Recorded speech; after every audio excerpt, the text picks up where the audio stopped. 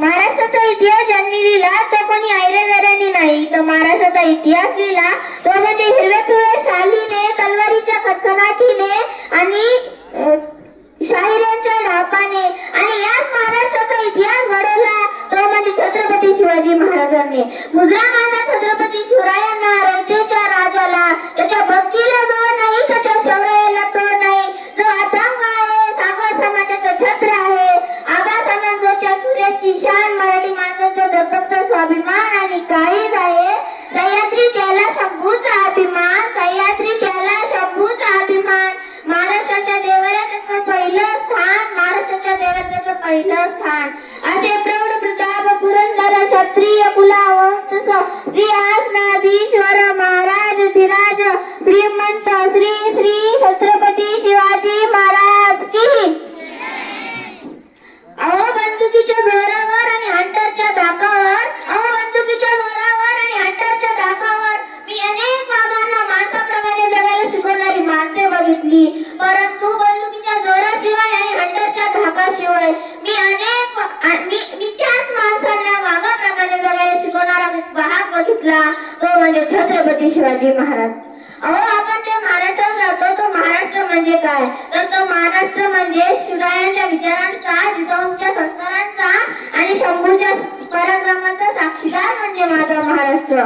कष्टकरी शेतकऱ्यांचा, दीनदलितांचा, 105 हुतात्म्यांचा आणि त्या दिल्लीच्या तख्तालाही घाम फोडणाऱ्या मर्द मावळ्यांचा माझा महाराष्ट्र, जिगरबाज मर्द मावळ्यांचा माझा महाराष्ट्र. आणि याच महाराष्ट्रामध्ये 19 फेब्रुवारी एका रत्नाचा जन्म झाला. शिवनेरीवर जिजाऊंच्या पोटी तेजस्वी तारा चमकला, तो पण गरगराट झाला. शिवनेरीवर सनई चौकडे वाजू लागले. अरे माझा राजा जन्मला, माझा शिवबा जन्मला, दलितांचा कैवारी जन्मला, माझा राजा जन्मला, माझा शिवबा जन्मला.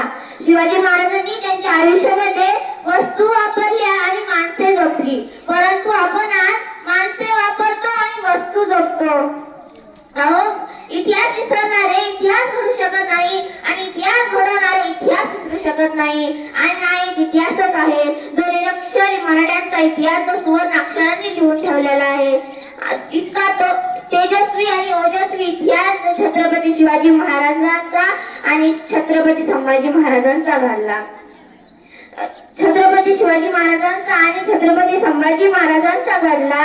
अहो परस्त्रीलाही माता व बहीण मानणारा माझा राजा होता, परस्त्रीलाही माता व बहीण मानणारा माझा राजा होता.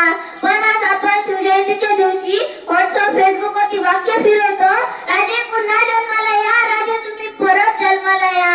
अहो पण आजच आणि अहो राजे घडले नव्हते तर माझी जाऊन त्यांना घडवले होते, राजे घडले नव्हते तर माझी जाऊन त्यांना घडवलं होतं. आणि शिवाजी महाराज जन्माला यायचे असतील तर जिजाऊ पाहिजे, शहाजी राजे पाहिजे. पण आता शहाजी राजे दारू पिऊन लेझीम खेळत येत असेल आणि आजची जिजाऊ हातामध्ये टीव्हीचा रिमोट घेऊन तुझ्याच जीव रंगाला बघत असेल आणि हातामध्ये टीव्हीचा रिमोट घेऊन रील बघत असेल. आणि तर कसा घडणार इतिहास, कसे होणार मावळे, कसा घडणार इतिहास, कसे होणार मावळे, अशी मशागत आपल्याला मावळ्यांची दिसत आहे. मला वाटतं आत्ता रायगडा जावं, राजांना भेटावं आणि विचारावं, राजा राजा कशी धरली तलवार, कशी लढला तुम्ही. आणि आजचा मावळा साधा चहाचा कप जरी पकडला तरी लढलच वाटतो. राजा कशी सांभाळली प्रजा. आणि आजचा मावळा म्हणतो आम्ही दोन, आमचे दोन आणि आमचा झाला चौकोन, चौकोनाचे 4 कोण, उरलेल्यांचा आधार कोण. अशी परिस्थिती महाराष्ट्राची झाली आहे.